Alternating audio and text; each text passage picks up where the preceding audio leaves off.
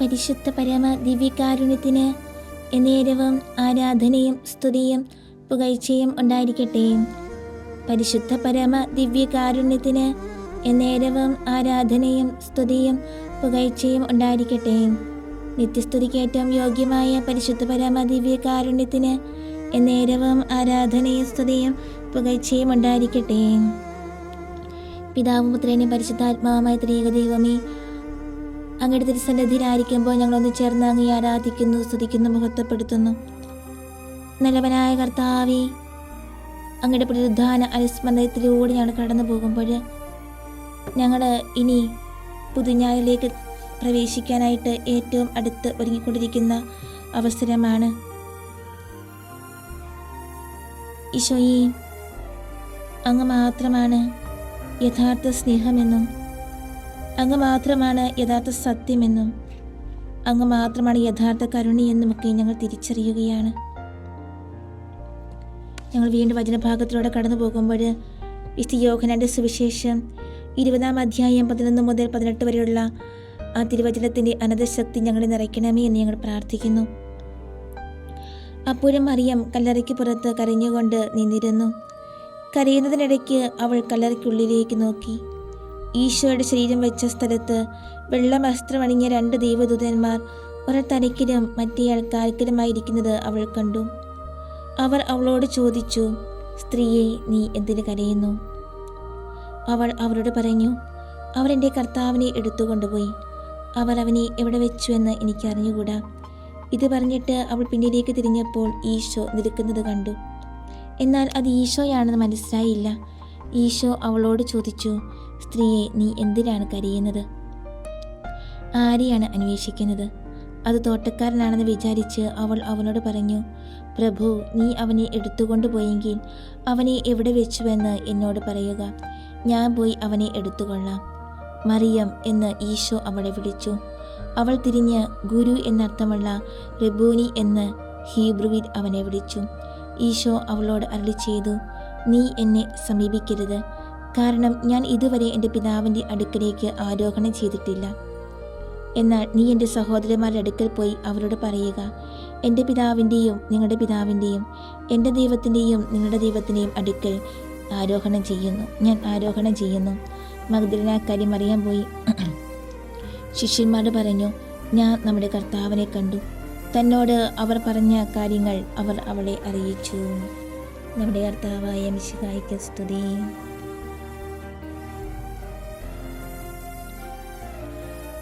പുണ്യപരിപൂർണതയുള്ള യജ്ഞങ്ങളിൽ പരിപൂർണമായി ആത്മാർപ്പണം ചെയ്യാൻ ആവശ്യമായ അനുഗ്രഹങ്ങൾക്ക് വേണ്ടി നമുക്ക് ഈ നിമിഷമേ പ്രാർത്ഥിക്കാം.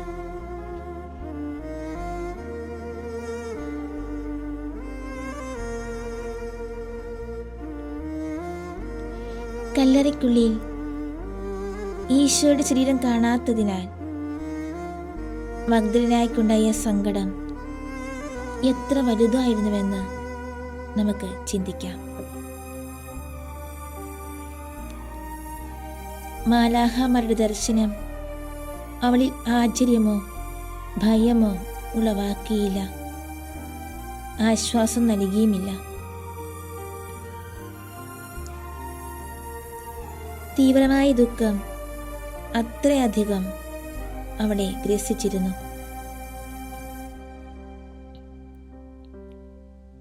ഈശോയെ കൂടാതെ ലോകം മുഴുവൻ അവൾക്കൊന്നുമല്ല.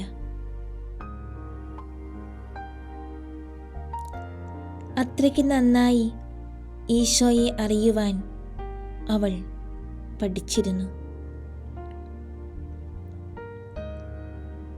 ഈശോയിൽ നിന്ന് അവൾക്ക് ലഭിച്ച അനുഗ്രഹങ്ങൾ വിവിധങ്ങളായിരുന്നു. അവളുടെ ആത്മാവിനെ രസിച്ചിരുന്ന പിശാചുക്കളെയെല്ലാം അവിടുന്ന് ബഹിഷ്കരിച്ചു. അവിടുത്തെ ജീവിത വിശുദ്ധിയും അവിടുത്തെ ദിവ്യോപദേശങ്ങളുടെ ശ്രേഷ്ഠതയും അവിടുത്തെ ഹൃദയത്തിൻ്റെ കാരുണ്യവായ്പും അവൾ നേരിട്ടറിഞ്ഞു. ആകയാൽ അവിടുത്തെ സാന്നിധ്യം എത്ര വലിയ നിധിയാണെന്ന് അവൾ ഗ്രഹിച്ചിരുന്നു. അവിടുത്തെ വീട് കണ്ടെത്താതെ അവൾക്ക് വിശ്രമമോ സ്വസ്ഥതയോ ഉണ്ടാകുകയില്ല. ഈശോയെ ശരിക്കറിയാത്തതിനാലാണ് നാം വളരെ വേഗം പാപത്തിന് അടിമപ്പെടുന്നതും അവിടുത്തെ സഖ്യം നേടാൻ ശ്രമിക്കാത്തതും.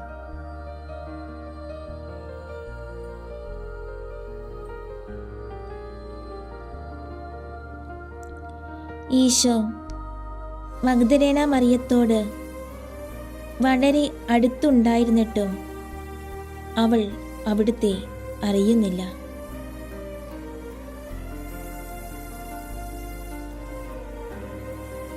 അവളുടെ ഹൃദയ വികാരങ്ങൾ കാണുന്നതിൽ ഈശോ സന്തോഷിച്ചതും അവളുടെ ഹൃദയ അഭിലാഷത്തിൻ്റെ തീഷ്ണത വർദ്ധിപ്പിക്കാൻ ആഗ്രഹിച്ചതും നമുക്ക് ശ്രദ്ധിക്കാം. ഇപ്രകാരമാണ് താൻ സ്നേഹിക്കുന്ന ആത്മാക്കളിൽ നിന്ന് തൻ്റെ സാന്നിധ്യത്തിൻ്റെ മാധുര്യം ഈശോ ചിലപ്പോൾ പിൻവലിക്കുന്നത്.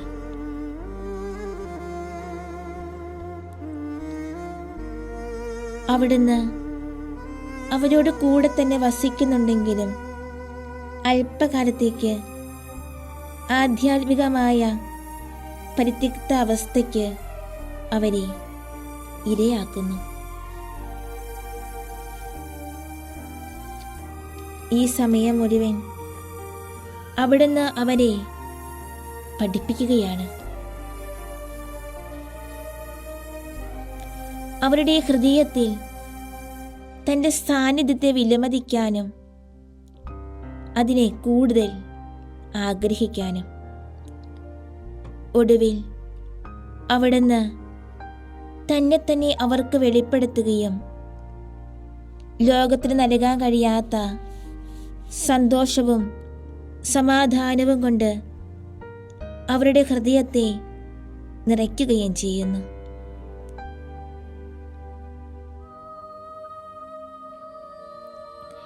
ദൈവം എപ്പോഴെങ്കിലും നിന്നെ ഇപ്രകാരം പരീക്ഷിക്കുന്നുണ്ടെങ്കിൽ ഈ പരിചിന്തനങ്ങൾ നിങ്ങൾക്കോരോരുത്തർക്കും എനിക്കും നിങ്ങൾക്കും എല്ലാം ശക്തിയും ആശ്വാസവും പകരട്ടെ.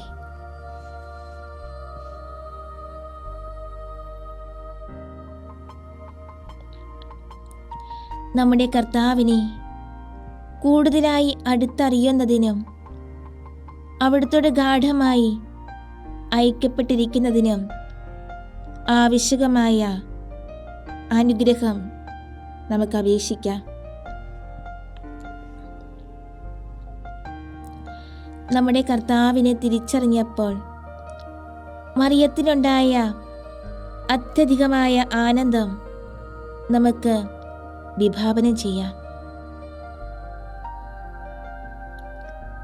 സ്വർഗ സൗഭാഗ്യത്തിൻ്റെ ആനന്ദം തന്നെ അവൾ അനുഭവിച്ചു.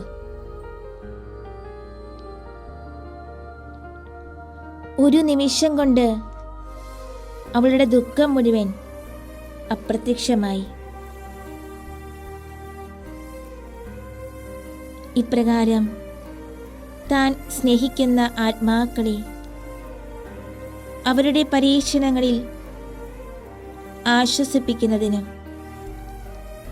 തൻ്റെ അടുക്കലേക്ക് കൂടുതൽ ആകർഷിക്കുന്നതിനും കുരിശുകൾ ധൈര്യപൂർവ്വം ചുമക്കുവാൻ പ്രോത്സാഹിപ്പിക്കുന്നതിനും വേണ്ടി ചിലപ്പോൾ സമാധാനവും സന്തോഷവും കൊണ്ട് നിറയ്ക്കാറുണ്ട്. ഇപ്രകാരമുള്ള അസാധാരണ ആനുകൂല്യങ്ങൾ നേടാൻ ആഗ്രഹിക്കുന്നെങ്കിൽ നമ്മൾ ഓരോരുത്തരും മഗ്ദലേനായെ പോലെ ഈശോയോടുകൂടെ കാൽവരി മല വരെ വിശ്വസ്തരായി പോകണം. അതായത് ഞാൻ ഉദാസീനനോ വഴിയിൽ വച്ചുണ്ടാകുന്ന അപകടങ്ങൾ നിമിത്തം ഭഗ്നാശനോ ആയിത്തീരാതെ എന്നെ തൻ്റെ ശുശ്രൂഷയ്ക്കായി വിളിച്ച അവിടുന്ന് വിനീതവും അചഞ്ചലവുമായ പ്രത്യാശ അർപ്പിച്ചുകൊണ്ട് ധൈര്യപൂർവം നമ്മൾ യാത്ര തുടരണം. ഈശോയുടെ കാൽക്കൽ വീണുകൊണ്ട് മഗ്ദലന മറിയം പറഞ്ഞ റബ്ബോനി അല്ലെങ്കിൽ ഗുരു എന്ന ഒറ്റ വാക്കിൽ തൻ്റെ ഹൃദയത്തെ കീഴടക്കിയ വികാരങ്ങൾ ആശ്ചര്യത്തിൻ്റെയും ബഹുമാനത്തിൻ്റെയും സന്തോഷത്തിൻ്റെയും കൃതജ്ഞതയുടെയും സ്നേഹത്തിൻ്റെയും വികാരങ്ങൾ എല്ലാം പ്രകടിപ്പിക്കുന്നത് നമുക്ക് ശ്രദ്ധിക്കാം. ഉദ്ധാനം ചെയ്ത രക്ഷകനോട് അതേ വികാരങ്ങൾ നമ്മുടെ ഹൃദയത്തിൽ ഉദിപ്പിക്കാൻ പരിശ്രമിക്കാം.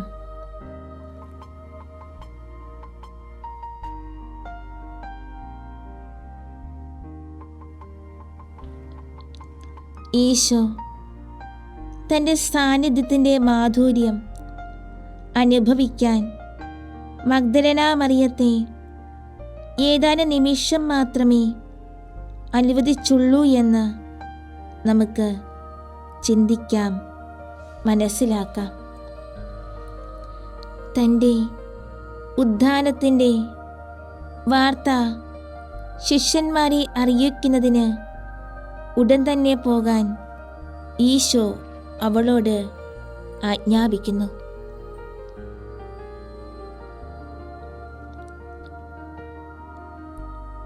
ഇപ്രകാരമുള്ള അമൂല്യ നിമിഷങ്ങൾ വിശുദ്ധർക്ക് വല്ലപ്പോഴും അല്പസമയത്തേക്ക് മാത്രം അവിടുന്ന് നൽകുന്നു. അത് തങ്ങളുടെ കുരിശുകളെ ധൈര്യപൂർവം വഹിക്കുവാൻ അവർക്ക് ശക്തി പ്രദാനം ചെയ്യുന്നതിനും ഒരിക്കലും അവസാനിക്കാത്ത സ്വർഗഭാഗ്യം നേടാൻ സഹായിക്കുന്നതിനും വേണ്ടിയാകുന്നു. ഈശോ തൻ്റെ ദിവ്യ സാന്നിധ്യത്തിൻ്റെ മാധുര്യം ചിലപ്പോൾ ഏതെങ്കിലും അളവിൽ നമുക്ക് നൽകാൻ തിരുമനസ്സാകുന്നെങ്കിൽ അത് നമ്മുടെ ഔദാര്യപൂർവകമായ കൃത്യനിർവഹണത്തിലും അത് ആവശ്യപ്പെടുന്ന ആത്മപരിത്യാഗത്തിലും നമ്മെ സഹായിക്കാനും പ്രോത്സാഹിപ്പിക്കാനും വേണ്ടിയാണ്.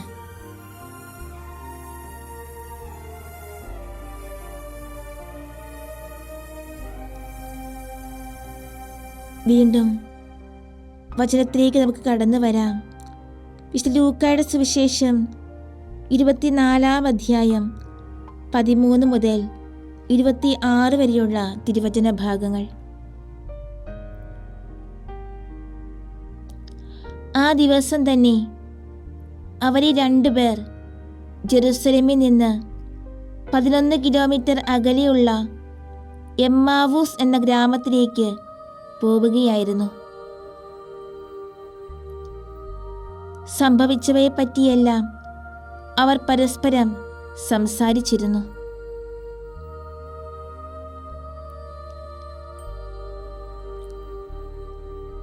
അവർ സംസാരിച്ചും ചർച്ച ചെയ്തും പോകവേ ഈശോ അടുത്തു ചെന്ന് അവരോട് കൂടെ നടന്നു.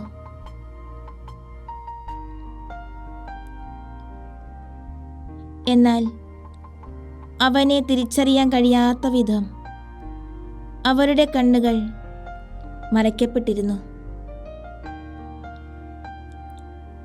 അവൻ അവരോട് ചോദിച്ചു, നിങ്ങൾ ദുഃഖിതരായി നടന്ന് സംസാരിക്കുന്നത് എന്താണ്?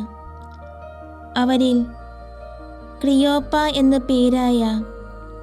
പേരുള്ളവൻ ഈശോയോട് പറഞ്ഞു, ഈ ദിവസങ്ങളിൽ ജെറുസലേമിൽ സംഭവിച്ച കാര്യങ്ങൾ അറിയാത്ത ഏക വിദേശിയാണോ നീ? അവൻ അവരോട് ചോദിച്ചു, ഏത് കാര്യങ്ങൾ? അവർ മറുപടി പറഞ്ഞു, നസ്രത്തിൽ നിന്നുള്ള ഈശോയെ സംബന്ധിക്കുന്ന കാര്യങ്ങൾ.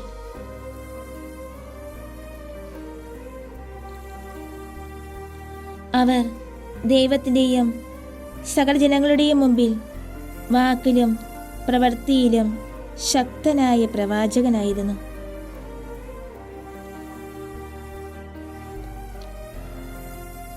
പ്രധാന ആചാര്യന്മാരും പ്രമാണികളും അവനെ വിധിക്ക് ഏൽപ്പിച്ച് ക്രൂശിച്ചു. ഇസ്രായേലിനെ രക്ഷിക്കാനുള്ളവൻ ഇവനായിരിക്കുമെന്ന് ഞങ്ങൾ പ്രതീക്ഷിച്ചിരുന്നു. ഇവയെല്ലാം സംഭവിച്ചിട്ട് ഇപ്പോൾ 3 ദിവസങ്ങൾ ആയിരിക്കുന്നു.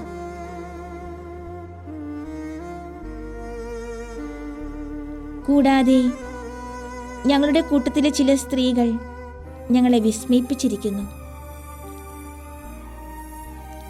അവർ അതിരാവിലെ കല്ലറയിലേക്ക് പോയിരുന്നു.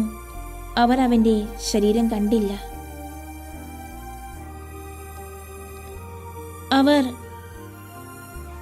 മടങ്ങി വന്ന് തങ്ങൾ ദൈവദൂതന്മാരെ കണ്ടെന്നും അവൻ ജീവിച്ചിരിക്കുന്നെന്ന് അവർ അറിയിച്ചെന്നും ഞങ്ങളോട് പറഞ്ഞു. ഞങ്ങളിൽ ചിലരും കല്ലറയിലേക്ക് പോയി സ്ത്രീകൾ പറഞ്ഞതുപോലെ കണ്ടു. അവരും അവനെ കണ്ടില്ല.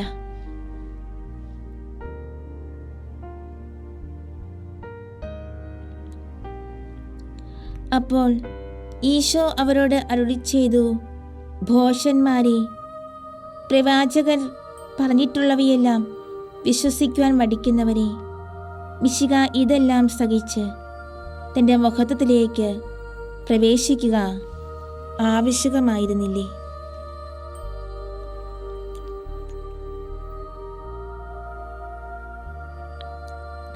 ദൈവപരിപാലനയിൽ പരിപൂർണ വിശ്വാസം അർപ്പിക്കാൻ നമുക്ക് അനുഗ്രഹം അപേക്ഷിക്കാം.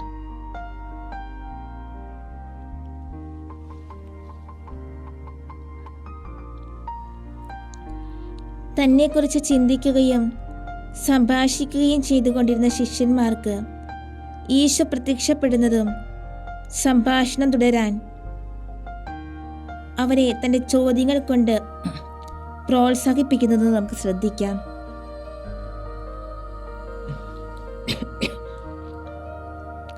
തന്നെയും താൻ നമുക്ക് വേണ്ടി ചെയ്തിട്ടുള്ളവയും കുറിച്ച് ഓർക്കുന്നതും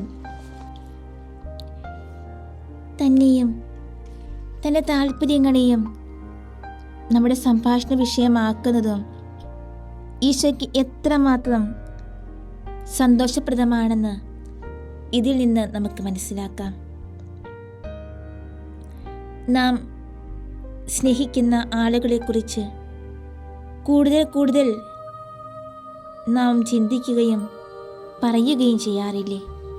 അങ്ങനെ ചെയ്യുന്നത് നമ്മുടെ സ്നേഹത്തിൻ്റെ അടയാളമല്ലേ? എങ്കിൽ നമ്മുടെ ദിവ്യഗുരുവും സ്നേഹിതനും ഉപകാരിയുമായ ഈശോയെ അനുസ്മരിക്കാതിരിക്കുന്നതും വളരെ വിരളമായി മാത്രം നമ്മുടെ സംഭാഷണ വിഷയമാക്കുന്നതും എത്ര ശോചനീയമാണ്.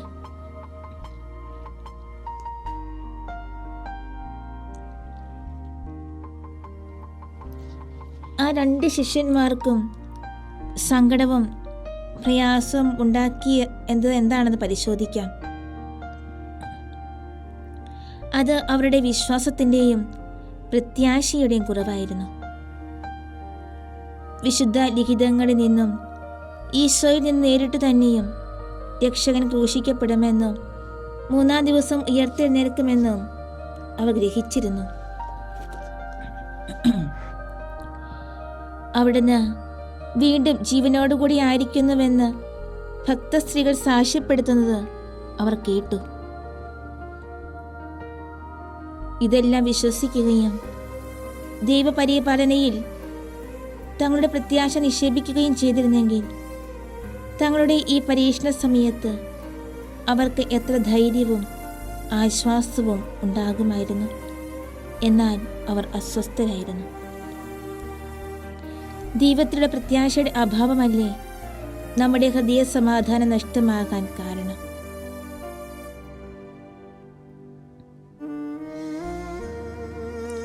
അവിടുന്ന് അവർണ്ണനീയമാം വിധം കൃപാലുവും വേഗിയും പ്രതാപവാനുമാണെന്നും നമ്മെ സശ്രദ്ധം വീക്ഷിക്കുകയും നമ്മുടെ ജീവിതത്തിലെ എല്ലാ സംഭവഗതികളിലും നമ്മെ നിരന്തരം നയിച്ചുകൊണ്ടിരിക്കുകയും ചെയ്യുന്ന സ്നേഹമേറിയ പിതാവാണെന്നും നമുക്കറിയാം.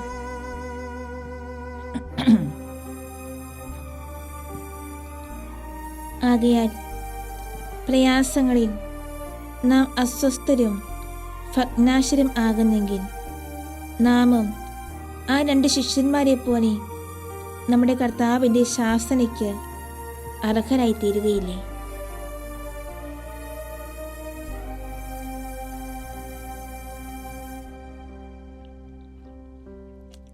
ആ 2 ശിഷ്യന്മാരും തങ്ങളുടെ കുറ്റവും അത് വിളിച്ചു വരുത്തിയ നീതിയുക്തമായ ശ്വാസനയും സ്വീകരിച്ചുകൊണ്ട് ഈശോയുടെ വിശദീകരണങ്ങളെ വിനയപൂർവ്വം ശ്രദ്ധിക്കുന്നത് നമുക്ക് കാണാം. അവർ അവിടുത്തോട് കൃതജ്ഞരായിരിക്കുകയും ഒരപരിചിതനെങ്കിലും അവിടുത്തെ തങ്ങളോടുകൂടെ താമസിപ്പിച്ച് അവിടുത്തെ പക്കൽ നിന്ന് കൂടുതൽ കേൾക്കാൻ ആഗ്രഹിക്കുകയും ചെയ്തു. നമ്മുടെ കർത്താവ് എത്രമാത്രം സന്തോഷിക്കുകയും തന്നെ അവർക്ക് വെളിപ്പെടുത്താൻ ആഗ്രഹിക്കുകയും ചെയ്തു. നമ്മുടെ മേലധികാരികൾ നമ്മുടെ തെറ്റ് തിരുത്തുമ്പോൾ ഇതേ മനോഭാവത്തോടെ നാം അത് സ്വീകരിക്കുന്നെങ്കിൽ നമ്മുടെ കർത്താവ് എത്ര വേഗം നമ്മുടെ തെറ്റുകൾ ക്ഷമിക്കും. നമ്മുടെ വിനയം എത്രയേറെ അനുഗ്രഹങ്ങൾ നമ്മിലേക്ക് ക്ഷണിച്ചു വരുത്തും.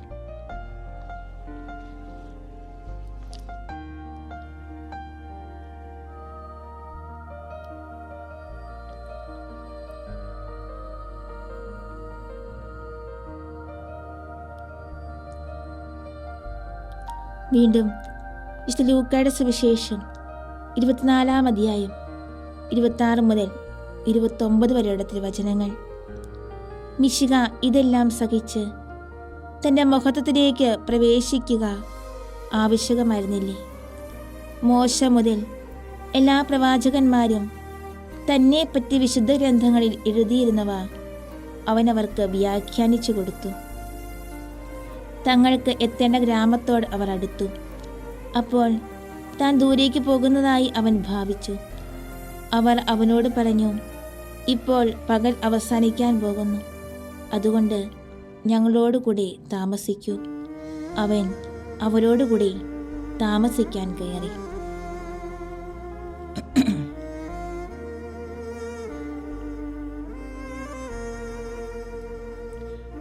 ദൈവവചനത്തെപ്പറ്റി വലിയ ആദരവും അത് ശരിയായി ഗ്രഹിക്കുന്നതിന് തീവ്രമായ ആഗ്രഹവും അത് അനുശാസിക്കുന്ന കാര്യങ്ങൾ പ്രവൃത്തിയിലാക്കാൻ സ്ഥിരനിശ്ചയവും നമ്മുടെ ഹൃദയത്തിൽ ഉളവാക്കാൻ കർത്താവിനോട് നമുക്ക് വിനയപൂർവ്വം പ്രാർത്ഥിക്കാം.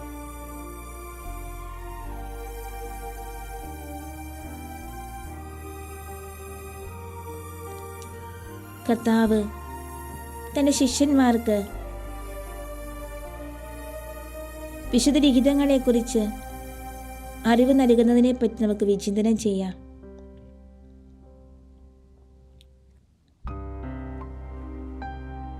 അവ വഴി തൻ്റെ വിജ്ഞാനത്തിൻ്റെ അമൂല്യനിധികൾ മനുഷ്യവർഗത്തിന് വെളിപ്പെടുത്താൻ ദൈവം ആഗ്രഹിക്കുന്നു.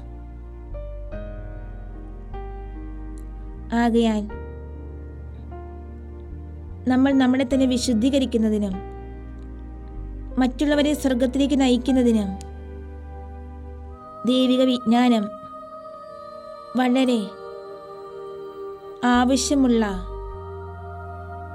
ഒരു ദാനമാണ്. നാം അത്ര വലിയൊരു ദാനം അവഗണിക്കുകയാണെങ്കിൽ അത് തീർച്ചയായും വലിയ കൃതജ്ഞതയായിരിക്കും.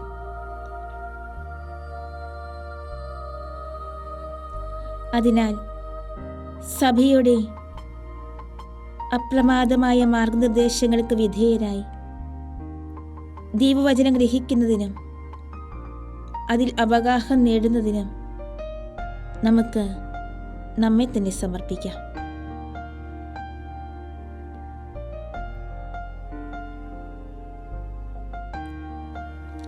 മിശിഹ ഇതെല്ലാം സഹിച്ച് തൻ്റെ മഹത്വത്തിലേക്ക് പ്രവേശിക്കുക ആവശ്യകമായിരുന്നില്ലേ എന്ന വാക്കുകളെക്കുറിച്ച് നമുക്ക് ധ്യാനിക്കാം.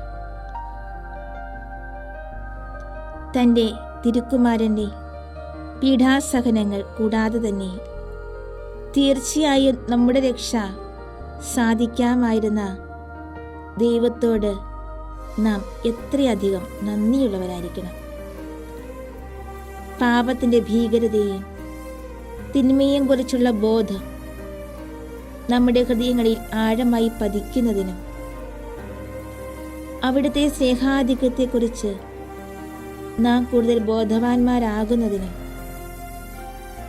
നമുക്ക് വളരെ ആവശ്യകമായ വിനയം, ആത്മപരിത്യാഗം, അനുസരണം, ക്ഷമ, അനുദിന ക്ലേശങ്ങൾ സഹിക്കുന്നതിന് അർപ്പണ മനോഭാവം എന്നീ സുഹൃതങ്ങൾക്ക് മാതൃക നൽകുന്നതിനുമായി അവിടുന്ന് തൻ്റെ അനന്തമായ വിജ്ഞാനത്താലും സ്നേഹത്താലും സഹനാത്മകമായ ഈ പരിത്രാണ പദ്ധതിയാണ് തിരഞ്ഞെടുത്തത്.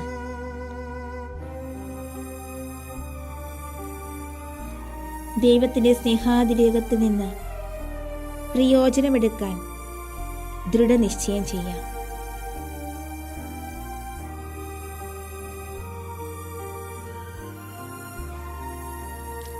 ആ 2 ശിഷ്യന്മാർ താൽപര്യപൂർവം ഈശോയുടെ വാക്കുകൾ ശ്രവിക്കുന്നതും കൂടുതൽ ഗ്രഹിക്കാൻ വളരെ ആഗ്രഹം പ്രദർശിപ്പിക്കുന്നതും തങ്ങളോട് കൂടെ വസിക്കാൻ ഈശോയെ നിർബന്ധിക്കുന്നതും അതുഫലമായി അവർക്ക് വലിയ ഭാഗ്യം ലഭിക്കുന്നതും നമുക്ക് ശ്രദ്ധിക്കാം.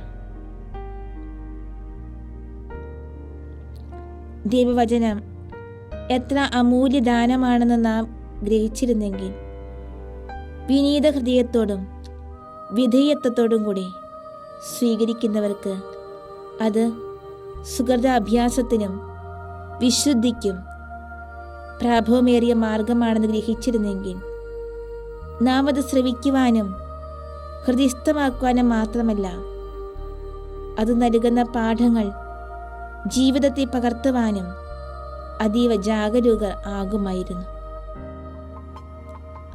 അങ്ങനെ കർത്താവിനോട് ഗാഢ സൗഹൃദം സമ്പാദിക്കുകയും അവിടെ നിന്ന് വിശുദ്ധിയുടെ വിദ്യ അഭ്യസിക്കുകയും ചെയ്യുമായിരുന്നു.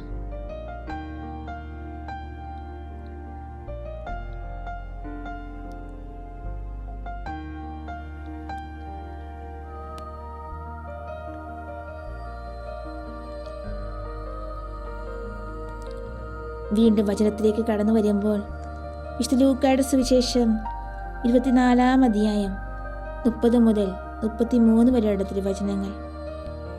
അവൻ അവരോടൊപ്പം ഭക്ഷണത്തിനിരിക്കെ അപ്പമെടുത്ത് ആശീർവദിച്ച് അവർക്ക് കൊടുത്തു. അവനെ തിരിച്ചറിയാൻ കഴിയാത്തക്ക വിധം ഉടനെ അവരുടെ കണ്ണുകൾ തുറക്കപ്പെട്ടു. അവൻ അവരിൽ നിന്ന് അപ്രത്യക്ഷനായി. അപ്പോൾ അവർ പരസ്പരം പറഞ്ഞു, അവൻ വഴി വെച്ച് നമ്മോട് സംസാരിക്കുകയും വിശുദ്ധ ലിഖിതങ്ങൾ വ്യാഖ്യാനിച്ചു തരികയും ചെയ്തപ്പോൾ നമ്മുടെ ഹൃദയം ജ്വലിച്ചുകൊണ്ടിരുന്നില്ലേ? ഉടൻ തന്നെ അവർ എഴുന്നേറ്റ് ജെറുസലേമിലേക്ക് മടങ്ങിപ്പോയി.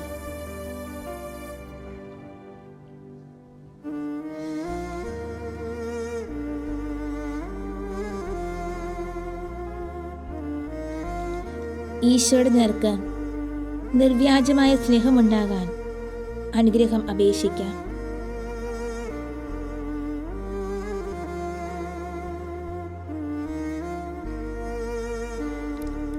നമ്മുടെ കർത്താവ് അപ്പം ആശീർവദിക്കുകയും അവർക്ക് ദിവ്യകാരുണ്യം കൊടുക്കുകയും ചെയ്യുന്നത് ശ്രദ്ധിക്കുക.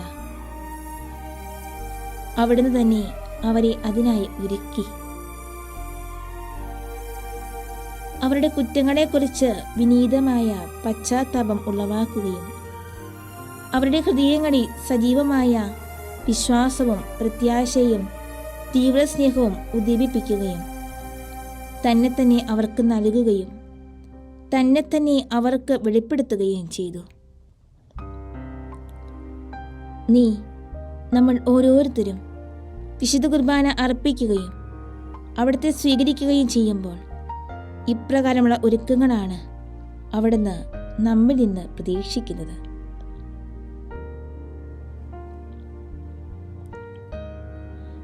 നാം അവ ആഗ്രഹിക്കുകയും അവയ്ക്കായി പ്രാർത്ഥിക്കുകയും നമ്മുടെ ഹൃദയത്തെ അവിടുത്തെ പ്രബോധനങ്ങൾക്കായി തുറന്നു കൊടുക്കുകയും ചെയ്താൽ എമ്മാവൂസിലെ ശിഷ്യർക്ക് നൽകിയ അനുഗ്രഹങ്ങൾ അവിടുന്ന് നമുക്കും തരും.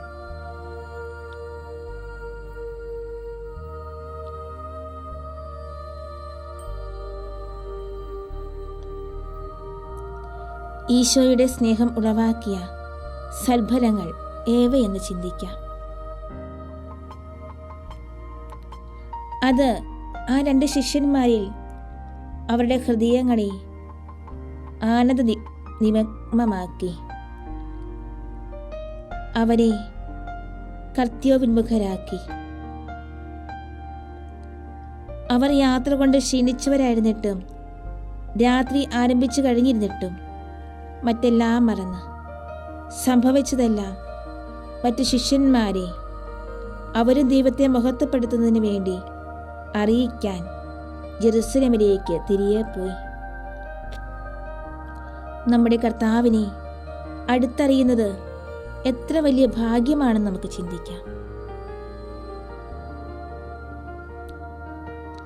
അവിടത്തെക്കുറിച്ചുള്ള അറിവ് നമ്മുടെ ഹൃദയത്തിൽ അവിടത്തോടുള്ള സ്നേഹം ഉജ്ജ്വലിപ്പിക്കുകയും ആ സ്നേഹം നമ്മിൽ സമാധാനത്തിൻ്റെയും ആശ്വാസത്തിൻ്റെയും ശക്തിയുടെയും ഉറവിടമായി ഭവിക്കുകയും ചെയ്യും. കൂടാതെ അവിടുത്തെ നാം സ്നേഹിക്കുന്നതിനാൽ മറ്റുള്ളവരും അവിടുത്തെ സ്നേഹിക്കണമെന്നും മഹത്വപ്പെടുത്തണമെന്നും നാം തീവ്രമായി ആഗ്രഹിക്കുകയും ചെയ്യും. ഇത് അവിടത്തേക്ക് വേണ്ടി വളരെ തീഷ്ണതയോടെ ജോലി ചെയ്യാനും അവിടുത്തെ മഹത്വത്തിനായി നമ്മെ തന്നെ പൂർണ്ണമായി സമർപ്പിക്കാനും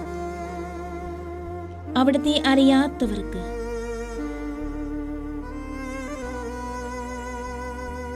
അവിടത്തെക്കുറിച്ച് അറിവ് നൽകാനും അങ്ങനെ അവരെയും അവിടുത്തെ സ്നേഹിതരാക്കാനും നമുക്ക് പ്രചോദനം ലഭിക്കും. ആ 2 ശിഷ്യന്മാരുടെ കണ്ണുകളെ തുറന്നതും യാത്രയിൽ നമ്മുടെ കർത്താവ് ചെയ്ത പ്രഭാഷണം അവരുടെ ഹൃദയത്തിൽ കൊളുത്തിയ അഗ്നി ആളിക്കത്താൻ സഹായിച്ചതും ദിവ്യകാരുണ്യ സ്വീകരണമാണ്. നാമും ദൈവസ്നേഹവും ആത്മാക്കളുടെ രക്ഷയ്ക്ക് വേണ്ടിയുള്ള തീഷ്ണതയും സമ്പാദിക്കേണ്ടത് നമ്മുടെ ഭക്തിപൂർവകമായ ബലിയർപ്പണത്തിലും സ്നേഹാന്വിതമായ ദിവ്യകാരുണ്യ സ്വീകരണത്തിലും നിന്നാണ്. ശക്തിയുക്തമായ ഈ മാർഗങ്ങളെ കഴിയുന്നിടത്തോളം താൽപര്യപൂർവ്വം പ്രയോജനപ്പെടുത്താനായിട്ട് നമുക്ക് ആഗ്രഹിക്കാം, പ്രാർത്ഥിക്കാം.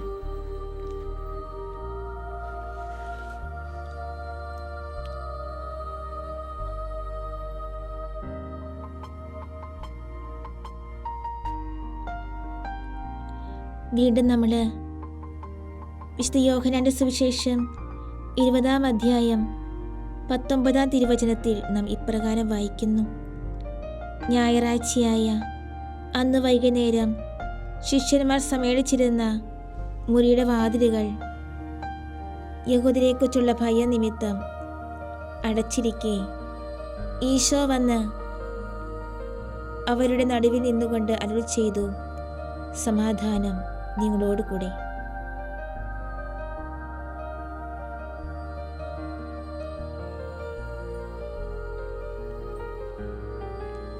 ഈശോയെ കൂടുതൽ സ്നേഹിക്കുന്നതിനും അവിടുന്ന് പൂർണ്ണമായി പ്രത്യാശ അർപ്പിക്കുന്നതിനുമായി അവിടുത്തെ കൂടുതൽ അറിയുവാൻ ആഗ്രഹം അപേക്ഷിക്കാം.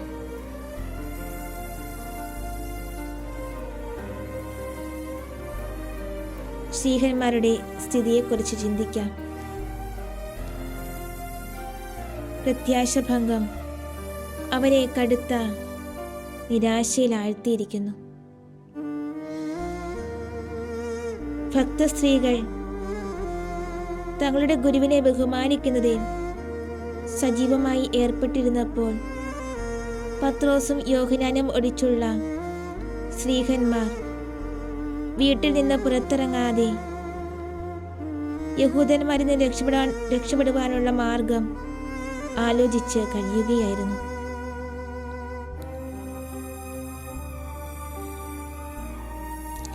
അവർ നമ്മുടെ കർത്താവിനെ അത്യധികമായി സ്നേഹിച്ചിരുന്നു.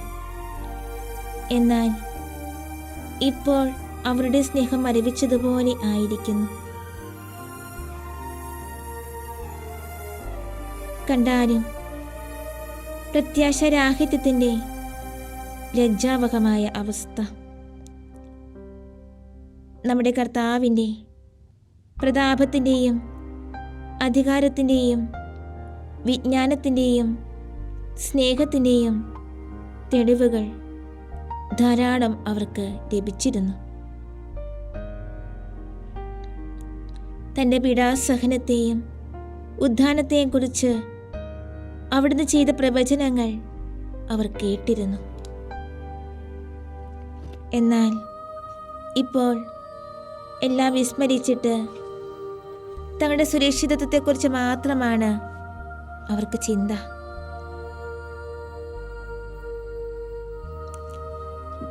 നിരാശതയ്ക്ക് വംശമതരാകാതിരിക്കാൻ നമുക്ക് നിതാന്ത ജാഗ്രത പുലർത്താം. അവിടുത്തെ വാഗ്ദാനങ്ങൾ നമുക്ക് ഉറപ്പു തന്നില്ലേ? ദൈവത്തിൽ തങ്ങളുടെ വിശ്വാസം അർപ്പിക്കുന്നവർ ഒരിക്കലും നിരാശരാവുകയില്ല. ആദ്യമേ ദൈവരാജ്യം അന്വേഷിക്കുന്നവർക്ക് എല്ലാം നൽകപ്പെടുമെന്നുള്ള അവിടുത്തെ വാക്കുകൾ നമുക്ക് അനുസ്മരിക്കാം.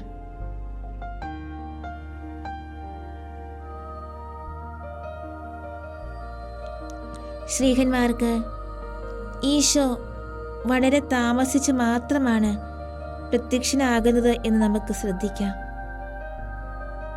തന്നോട് ഉദാരമായ സ്നേഹം പ്രകടിപ്പിച്ച ഭക്ത സ്ത്രീകൾക്ക് അവിടുന്ന് പ്രത്യക്ഷനായി തന്നെ സ്വന്തമാക്കണമെന്ന് കരുതിയ മഗ്ദലന മറിയത്തിന് അവിടുന്ന് ദർശനമരുളി. കല്ലറയിലേക്ക് ഓടിയ പത്രോസിനും തങ്ങളുടെ പ്രയാസങ്ങളുടെ ഇടയ്ക്കും ഈശോയെക്കുറിച്ച് ചിന്തിക്കുകയും പറയുകയും ചെയ്യാനെങ്കിലും തുനിഞ്ഞ എമ്മാവൂസിലെ ശിഷ്യന്മാർക്കും അവിടുന്ന് പ്രത്യക്ഷീഭവിച്ചു. മറ്റ് സ്നേഹന്മാരുടെ തീഷ്ണതാരാഹിത്യമായിരുന്നു അവരുടെ ഭീരുത്വത്തിന് കാരണം.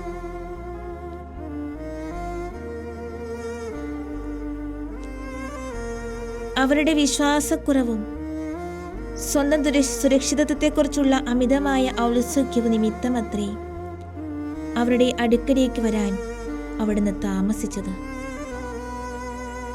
ഇതേ കുറ്റങ്ങൾ ഈശോയെ കൂടുതൽ അറിയുന്നതിൽ നിന്ന് നമ്മെ തടഞ്ഞു നിർത്താതിരിക്കുന്നതിന് നമുക്ക് ശ്രദ്ധിക്കാം. തീഷ്ണമതികളെന്ന് നമ്മൾ വിചാരിക്കുന്നവരേക്കാൾ വളരെ കുറച്ചു മാത്രം അനുഗ്രഹങ്ങൾ സ്വീകരിച്ചവർ അവിടുത്തെ അറിയുന്നതിലും സ്നേഹിക്കുന്നതിലും നമ്മെ മറികടക്കുന്നത് നമുക്ക് എത്ര ലജ്ജാകരമാണ്.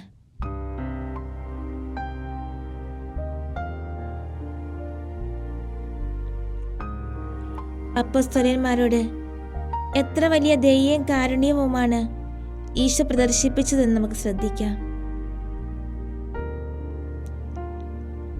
അവരുടെ പ്രത്യാശരാഹിത്യത്തിന് ഈശോ അവരെ ശിക്ഷിച്ചിരുന്നെങ്കിൽ അവരുടെ സ്ഥിതി എന്താകുമായിരുന്നു? തങ്ങളുടെ തെറ്റുകളെക്കുറിച്ചും ദിവ്യഗുരുവിൻ്റെ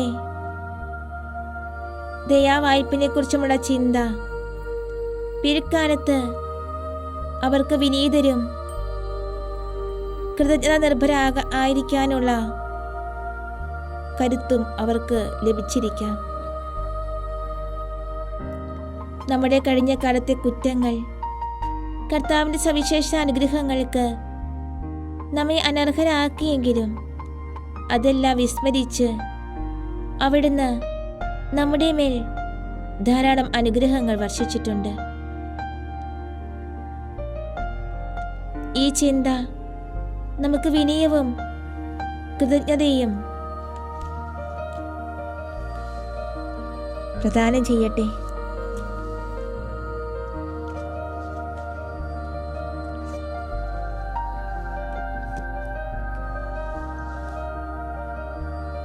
ഈശോയെ, അങ്ങയുടെ തിരുസന്നിധി ഞങ്ങളായിരിക്കുമ്പോൾ ഈ 1 മണിക്കൂർ സമയം അങ്ങയുടെ കൂടിയായിരുന്നു കൊണ്ട് അങ്ങയെ അടുത്തനുഗമിക്കുവാൻ ഞങ്ങളെ അനുഗ്രഹിച്ചതിനെ ഓർത്ത് നന്ദി പറയുന്നു.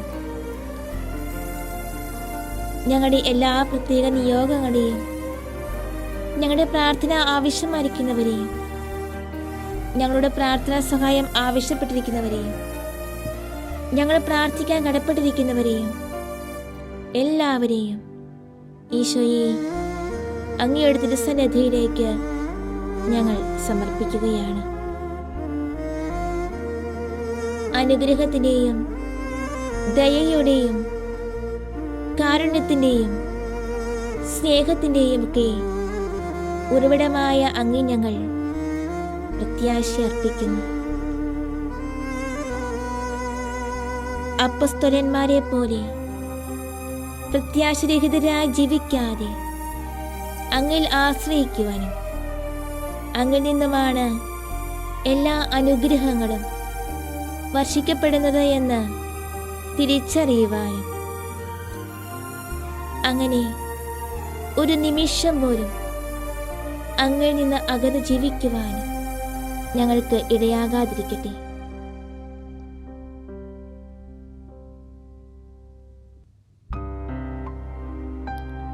ഓ നല്ല ദൈവമേ, ഞങ്ങളുടെ മാതാപിതാക്കളെയും സഹോദരങ്ങളെയും ബന്ധുമിത്രാദികളെയും ജീവിത പങ്കാളികളെയും മക്കളെയും ഞങ്ങളുടെ ജീവിതവുമായി ബന്ധപ്പെട്ട എല്ലാവരെയും എല്ലാ വൈദികരെയും സമർപ്പിതരെയും ആത്മായ പ്രേക്ഷിതരെയും വൈദിക സന്യാസാർത്ഥിനികളെയും എല്ലാം അങ്ങേക്ക് സമർപ്പിക്കുന്നു. ഏറ്റവും പ്രത്യേകമായി ഞങ്ങളുടെ പരിശുദ്ധ പിതാവ് ഫ്രാൻസിസ് പാപ്പായെ ഞങ്ങൾ നന്ദിയോടെ ഓർക്കുന്നു. ഇന്ന്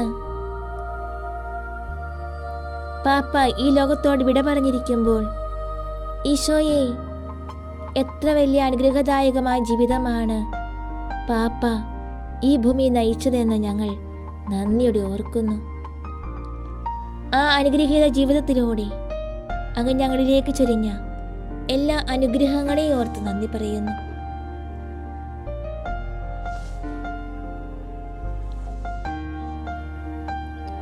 നല്ല തമ്പുരാനെ,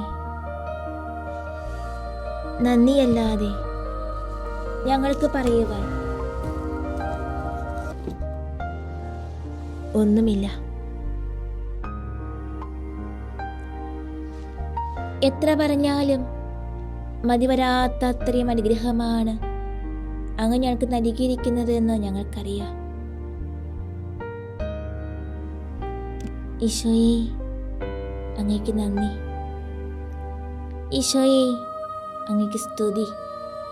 ഈശോയെ, അങ്ങേക്ക് ആരാധന.